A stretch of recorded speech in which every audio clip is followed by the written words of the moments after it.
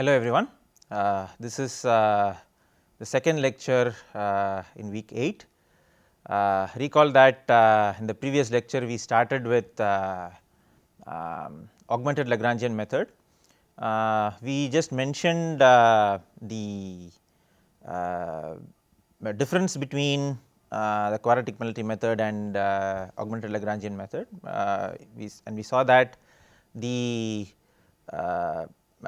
technically speaking or procedurally speaking, there is not much of a difference between quadratic penalty method and augmented Lagrangian method, but the augmented Lagrangian method actually nullifies the issues that we had with quadratic penalty method, right.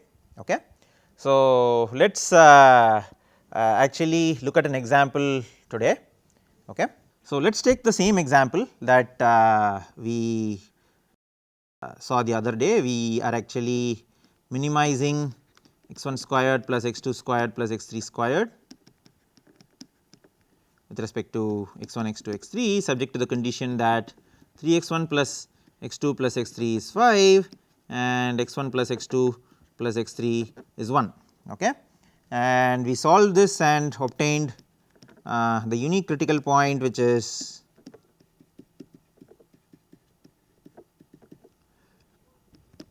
two minus half and this was I think minus 2.5 and 3.5. Let us go back and check. Was this the one, or yeah, it is here. So, yeah, here you can see the answer, and yes, this is the problem that we are looking at, min x1 square plus x2 square plus x3 square subject to 3x1 plus x2 plus x3 equal to 5 and x1 plus x2 plus x3 equal to 1, and the answer is already ready, 2 minus half and minus 2.5 and 3.5. Yeah, this is the answer. So,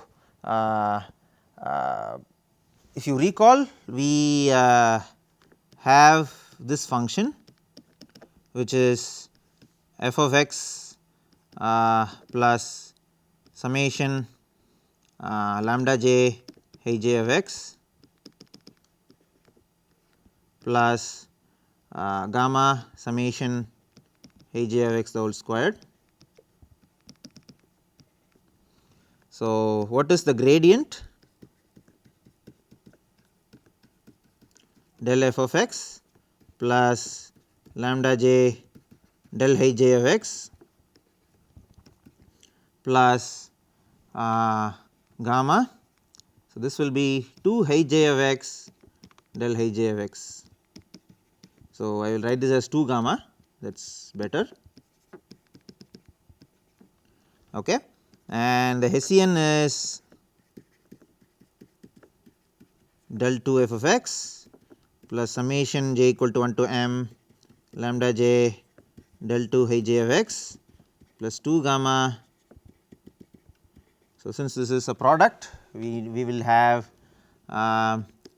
h j of x del 2 h j of x plus h j of x del h j of x del h j of x transpose. Okay. So, since I have written all this down, we can straight away write down the the Python code. Okay. So, since this is just I mean minor modifications of the quadratic penalty method. So, I will just use this. So, this was the code that we wrote for quadratic penalty method with multiple equality constraints, right. So, I will copy this down and modify it so that we get the final answer easily. Okay. So, I can write this as augmented Lagrangian method for equality constraints. Yeah. Okay. So, f of x is correct, h of x is correct, grad h of x is correct. Now, this we will modify as L x. So, this is x comma lambda comma gamma. So, since we have all of this, we will just write it down this way, and here we just write it as L dot h of x, sorry, dot is dot h of x. If you ask why, so recall that yeah, this part is summation lambda j h of x. Lambda is a vector, h of x is a vector. So, the dot product is what we have as the summation, right, and this is the same. So, we have f of x plus L dot h of x plus gamma into h dot h, that is summation h j squared. Okay, good. And yeah, del f of x we have already written it down, it is 2 into x, and the derivative of this also we have written it down, it is 2 gamma into h of x into grad h of x. The derivative of this needs to be written, it is summation lambda I lambda j h j of x, so del h j of x, summation lambda j del h j of x. So, del h j itself is a vector. So, yeah, when you put them together, I mean you can write this as a vector and write this as a matrix. So, it will be the dot product of lambda and the matrix H. Okay. So, we will just write this as L at grad H of x. So, recall that L is a vector lambda and grad H of x is a matrix. So, sorry, there is no plus, yeah. So, grad H of x is a matrix, as you can see here, right. So, yeah, L is yeah, a 2 dimensional vector, and this is actually 2 cross 3. So, yeah, this will work. Okay, fine. And for h, yeah, so the I mean del 2 f of x is already written, it is 2 I. Okay, and you can recall that the Hessian of h is actually 0. Okay. So, you just have 2 gamma into del h transpose del h. So, I mean what I am saying is that this term is 0 because I mean yeah, the Hessian of h is 0, here also the Hessian of h is 0. So, you just have del 2 f and 2 gamma del h into del h transpose. So, yeah, that is what we have written here. So, this part is done. Okay. We have defined f of x, h of x, del h of x, L gamma of x comma lambda, del L gamma of x comma lambda. I have written right L comma here and here also L comma, and this is the Hessian of L of L gamma of x comma lambda. Okay, fine. So, yeah, we initialize x, we initialize gamma, we can initialize gamma to 1, we are not going to update it, but we also have to initialize more. We will first initialize L, which is I will initialize it as 0. So, it is a 2 dimensional vector because we have 2 constraints 3x1 plus x2 plus x3 equal to 5 and x1 plus x2 plus x3 equal to 1. Okay. So, there are 2 constraints. So, you will have 2 lambdas, lambda 1 and lambda 2. So, I am initializing them as 0 and 0, and yeah. So, we will also initialize the value of k to be 0. Okay. And yeah, so the constraint is absolute value of L x L g m minus f of x should be greater than 1 e minus 6, and yeah, norm of del L gamma of x comma lambda is greater than 1 e minus x, x is equal to x minus, so we are using Newton's method. So, x minus h of x comma L comma g m inverse into grad of x comma L comma g m, and yeah, since we want to print each and every iteration.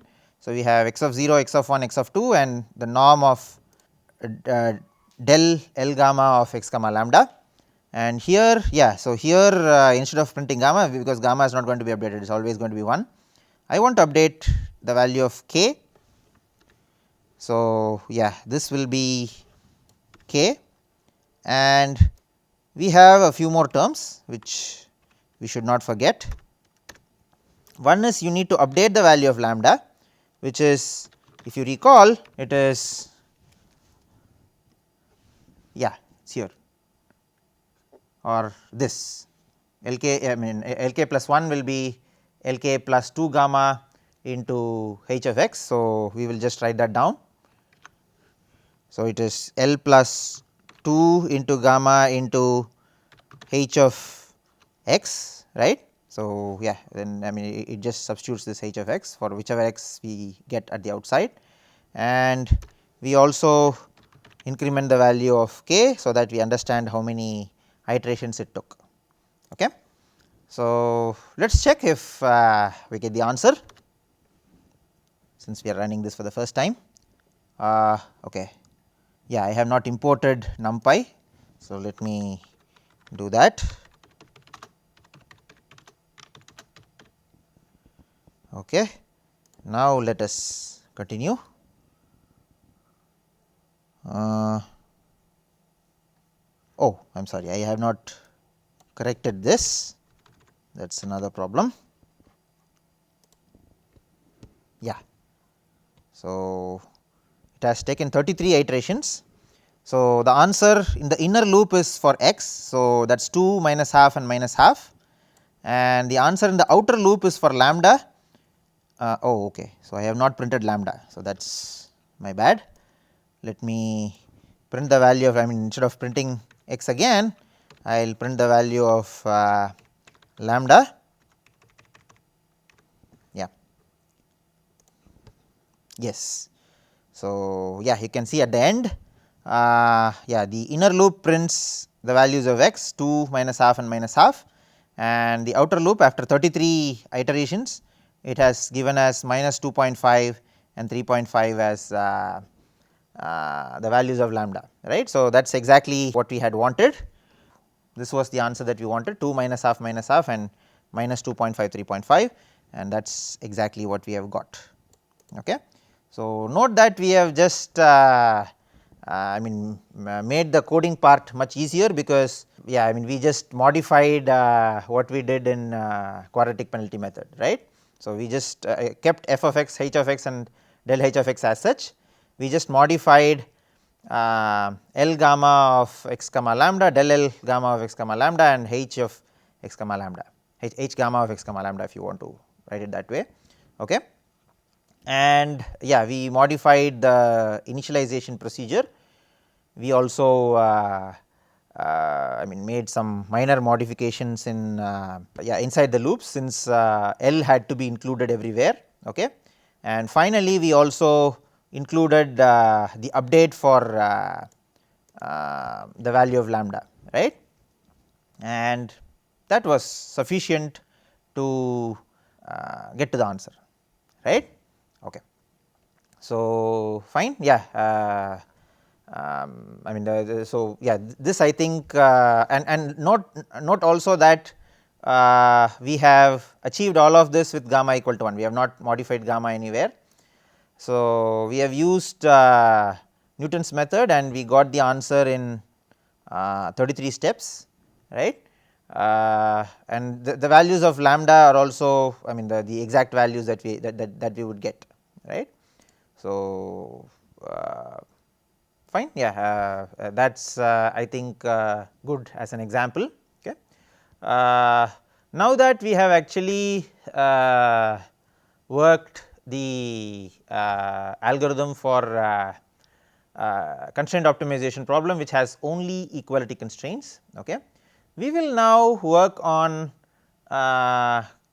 constraint optimization problem that also has inequality constraints, right. So, that is going to be the next step, right. So, we will get back to the board.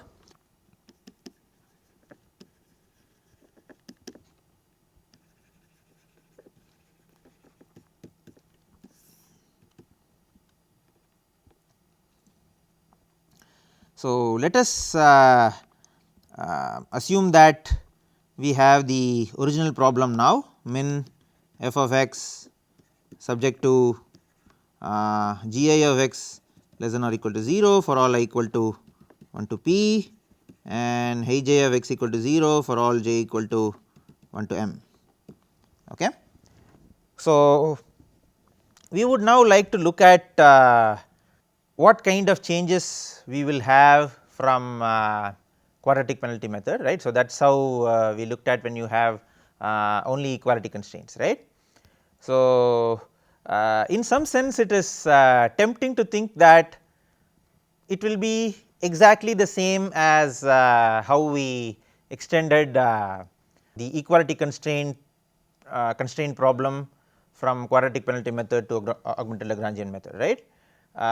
It is tempting to think that it will be the same for inequality constraints as well, okay. But unfortunately it is not that simple, okay. So, inequality constraints in augmented Lagrangian method needs a little more care, okay. Let me put it that way, okay. And yeah, let us explain how that is going to happen. So, what we are going to do is convert these inequality constraints to equality constraints as follows, okay. So, I claim that this the above problem is equivalent to the below problem.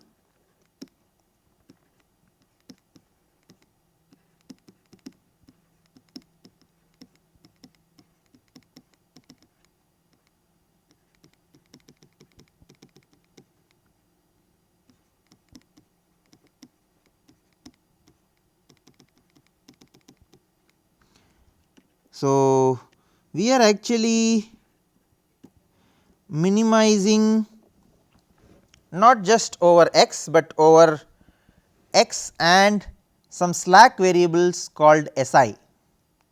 Okay. So, what have I done? Instead of Gi of x less than or equal to 0, I have written it as Gi of x plus Si squared equal to 0, right. So, what will happen? So, note that Si squared is always positive. So, if Gi of x is say minus 5 or something, okay.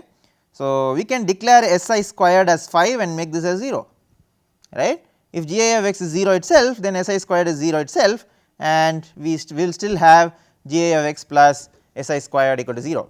So, what I have done is actually I have converted the problem that has a bunch of inequality constraints and equality constraints to a problem that has only equality constraints, okay.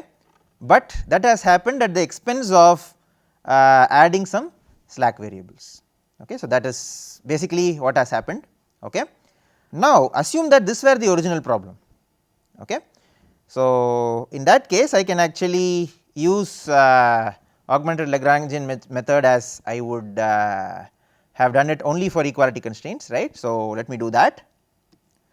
So, I will define L gamma of x lambda mu as f of x plus summation lambda j Hij of x j equal to 1 to m plus summation mu I into Gi of x plus Si squared I equal to 1 to p plus so the penalty terms, which is Hij of x the whole squared, you sum it from j equal to 1 to m, and Gi of x plus Si squared the whole squared I equal to 1 to p, okay. So, this is actually the L gamma, which is now a function of x lambda and mu, okay. So, the issue here of course is that I have slack variables, which is possibly not desirable. I mean I would have expected a function that just has x lambda and mu, right. Maybe gamma as well, because gamma is a fixed number, which is a penalty, which is a positive penalty, okay. So, suppose I consider this problem, I minimize L gamma of x lambda mu with respect to Si squared, okay. So, in fact Si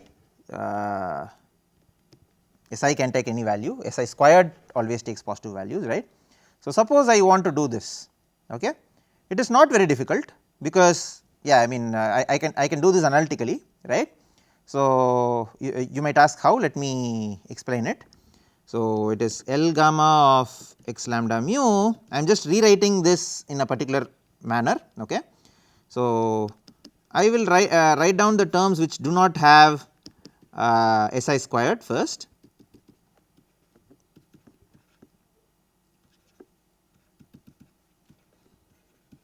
Yeah, so this is what you have when you have no inequality constraints. Now, I will rewrite these set of constraints, that is the one summation mu I g I of x plus S I squared plus gamma into summation I equal to 1 to p g I of x plus S I squared the whole squared as follows. So, it is going to be gamma into summation I equal to 1 to p g I of x plus S I squared plus mu I by 2 gamma the whole squared minus mu I squared by 4 gamma squared. So, let us check if yeah, I mean it gives us I mean what I have written on the top and what I have written on the bottom, are they one and the same or not. Okay. Of course, these terms are the same, f of x summation lambda j and gamma into summation h x of x the whole square, they are the same, of course, no problem. But if you see the next term, so you have, so you can expand this particular term. So, consider g I of x plus S I squared as a and mu I by 2 gamma as b, right.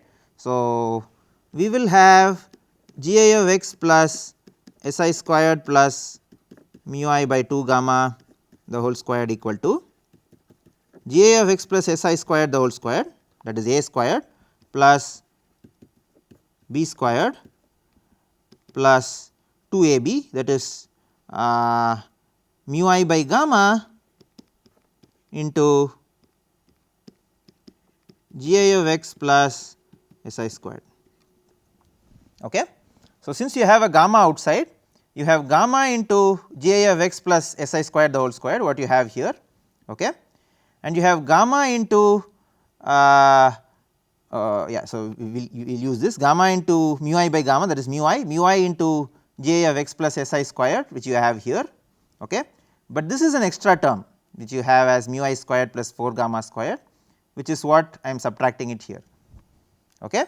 So, what I have actually shown is that the term that I have written here and the term that I have written here, okay. So, both of these are actually the same, right. So, now you can see that Si is something that occurs only here, right. So, the minimum is very simple. So, yeah, the yeah, I can actually say argmin Si star, if you define it as argmin over Si L gamma of x lambda mu, it is actually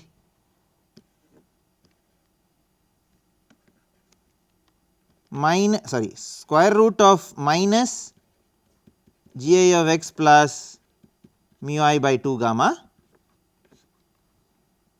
okay, if g I of x plus mu I by 2 gamma is less than equal 0, okay.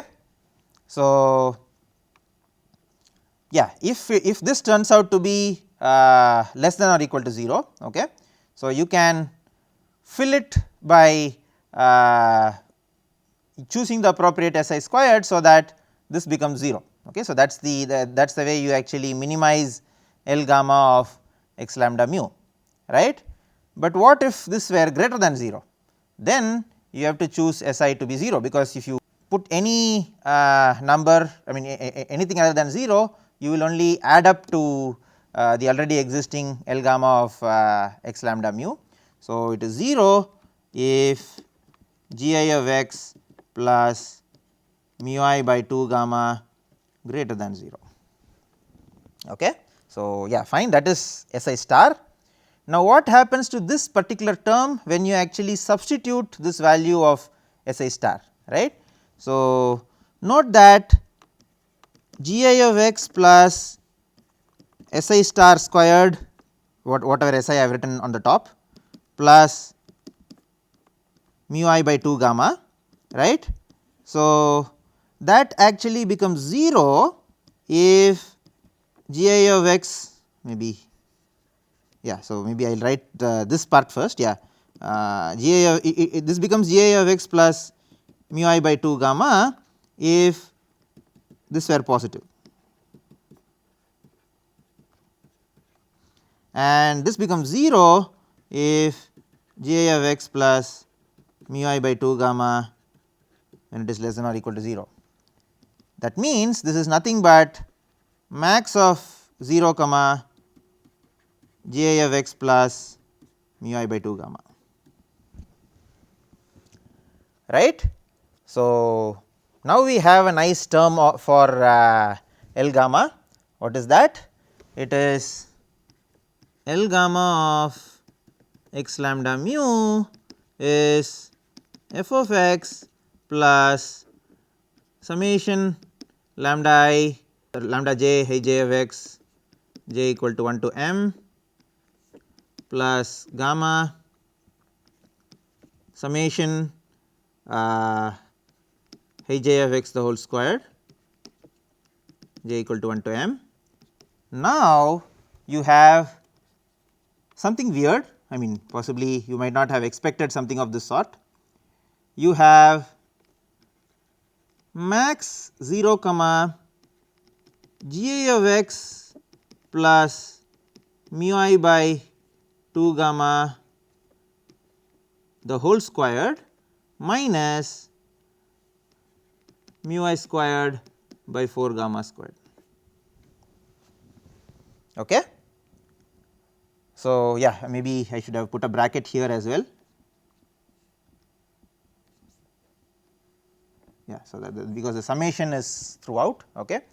So, this part if you recall is max 0 comma, let me, yeah, it is this, right. So, I have replaced this part what you have here gi as max of 0 comma j of x plus mu I by 2 gamma, again here again I should have put the bracket because the I summation is throughout. Okay. So, yeah, that is what happens here. So, the penalty function for equality constraint is very simple, it is just f of x plus summation lambda j I j of x plus gamma summation I j of x the whole squared. But when you have inequality constraints, the the penalty function that gets added is a little weird. It is gamma into summation I equal to 1 to p max of 0 comma j of x plus mu I by gamma the whole squared minus mu I squared by 4 gamma squared. Okay. Of course, so if you consider this as L gamma, the algorithm is exactly the same. Okay. Yeah, one more thing that we need to mention is yeah, we will update mu as mu k plus so yeah, I will write it this way max of 0 comma mu k plus 2 gamma g of x. Okay. So, since I mean you can recall that mu is the Lagrange multiplier for inequality constraints, right. So, j of x, right. So, we want mu's always to be non negative, right. So, but when you update it of this form, right. So, I mean you can recall that we updated lambda k plus 1 as lambda k plus 2 gamma h of x, right. So, this is exactly what we are doing here as well. Okay. Sorry. Yeah. So, this is exactly what we are doing here as well. The update of mu k plus 1 is mu k plus 2 gamma g of x, but I mean if it turns out to be less than 0, then we force it to 0. So, it is max 0 comma mu k plus 2 gamma g of x, otherwise the algorithm is the same. I mean if you want me to write the algorithm, I will do it quickly. You initialize x 0 k equal to 0 tolerance gamma positive, and lambda 0 which is a vector of size m, and mu 0 which is a vector of size p, okay. And while mod L gamma of x comma lambda minus f of x greater than the tolerance. So, recall that I should write x lambda mu. So, recall that the expression is as given above, okay, the weird expression that we derived just now. So, x k plus 1, maybe I should write x k lambda k mu k, and here as well f of x k. X k plus 1 is arg min x in R n L gamma of x lambda k mu k. You fix lambda k and mu k and minimize this. So, and then you update lambda k plus 1 as lambda k plus 2 gamma h of x k plus 1, and mu k plus 1 is max of 0 comma mu k 2 gamma g of x k plus 1, k equal to k plus 1, okay. And output x star lambda star mu star as x k lambda k mu k, okay. So, yeah, so there is quite a bit of difference between how we approached a problem with equality constraints and a problem that also has inequality constraints, okay. Yeah, so I think we can continue from here in the next lecture. Thank you.